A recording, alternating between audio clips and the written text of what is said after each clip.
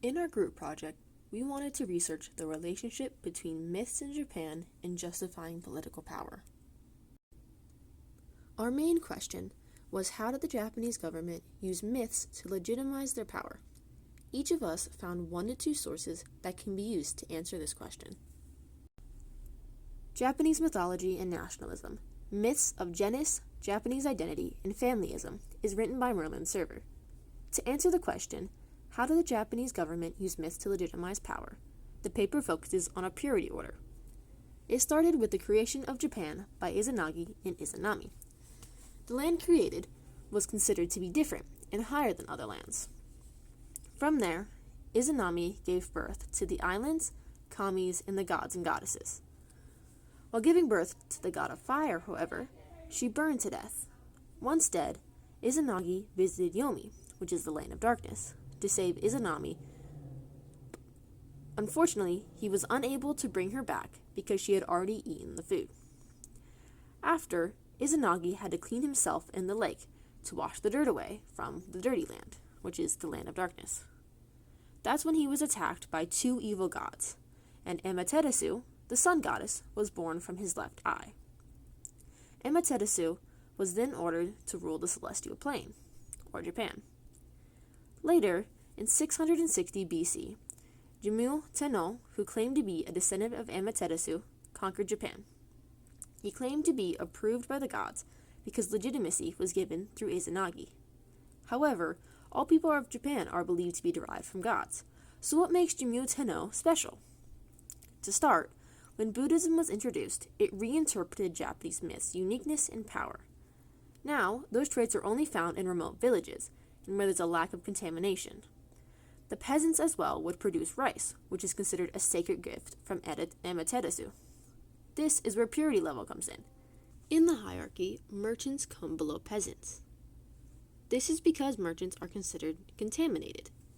The top person is the Tenno, the purest person among pure people. This is Jimmu Tenno because he is a descendant of Amaterasu.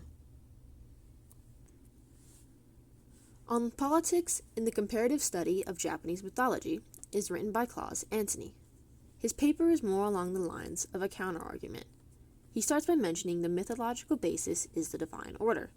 It starts with Amaterasu, then to the grandson Ninigi no Makoto, and to his descendants, who were recorded in the Kojiki and the Ninhonji. Unlike most papers, the author did not regard myths as historically true records. This does not mean he does not value the myths, but rather doesn't see them as a factual source for how Japan was created and what early Japan was like. When he used a critical approach to the myths, he found it deconstructed the Shinto state and their ideological basis. The homogeneity of Japan was found to be ideological instead of religiously founded. He found the themes of a lot of Japanese myths appear to be similar to other myths in East Asia. They are thought to be interwoven into a systemized court by a population of immigrants, though he does not say what population of immigrants. The nearest parallel for legitimization in the history of Japan is present in Korean traditions. There is a deep historical relationship between the ruling house of Japan and ancient Korean royalty. Eventually, Emperor Tenmu pushed for a systematic organization of myths. Claus Antony believed Japanese mythology is not a means for contracting mysterious national policies, but rather they destroy such ideological constructs. Old values and new techniques in modern Japan. When I look at Thomas C. Smith's article, what stands out to me is how Japan handled modernization. Smith explains how Japan didn't modernize by replacing all its traditions with Western ideas. Instead, they tried to move forward with holding upon the values that helped shape their identity. A lot of these older values were connected to mythology, especially myths that helped the imperial family justify their political power.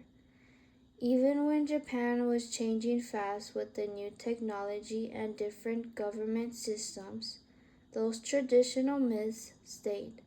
Smith showed that this is intentional because keeping those beliefs helped Japan stay stable during that change.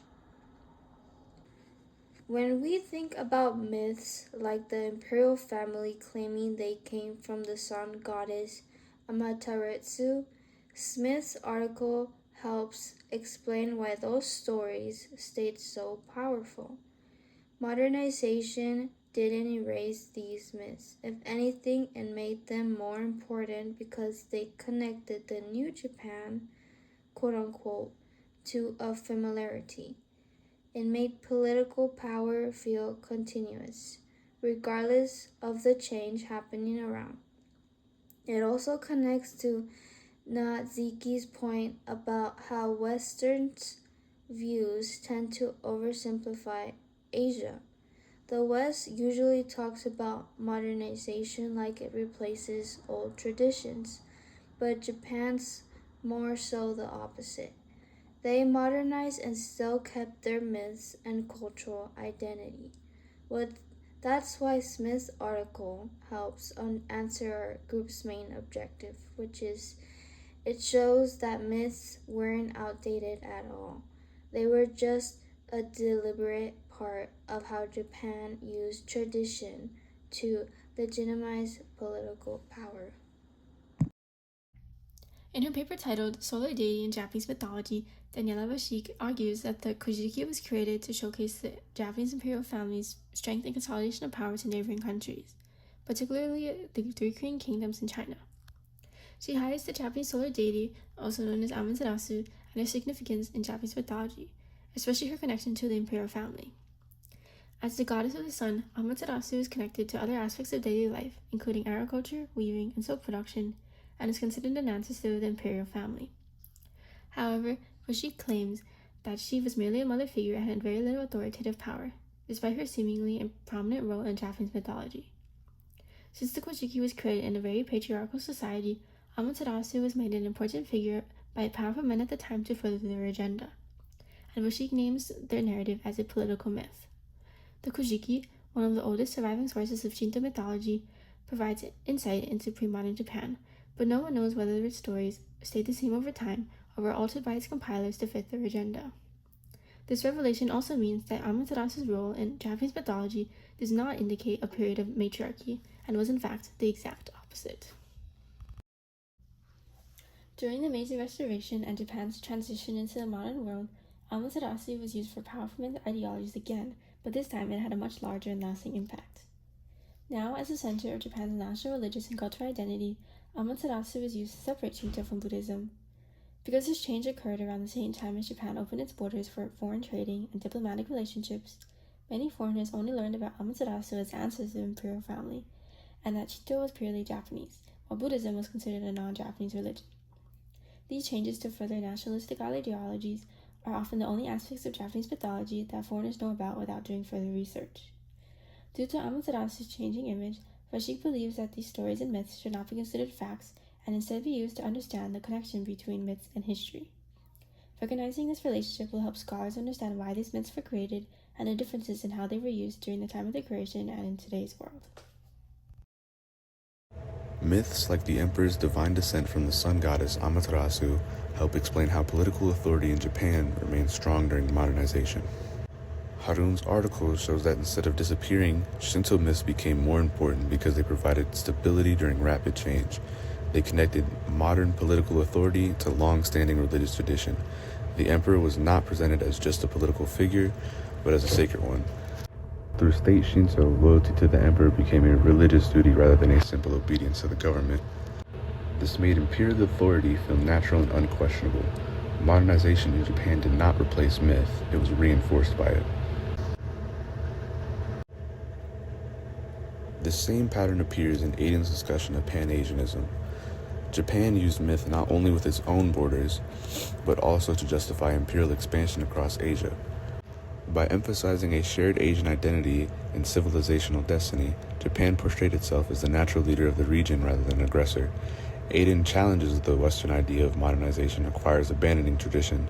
Japan modernized while actively relying on cultural and historical myths to legitimize political power. This matters to our project because it shows that myths were not outdated or symbolic, they were intentionally used to make imperial rule feel logical, justified, and historically grounded.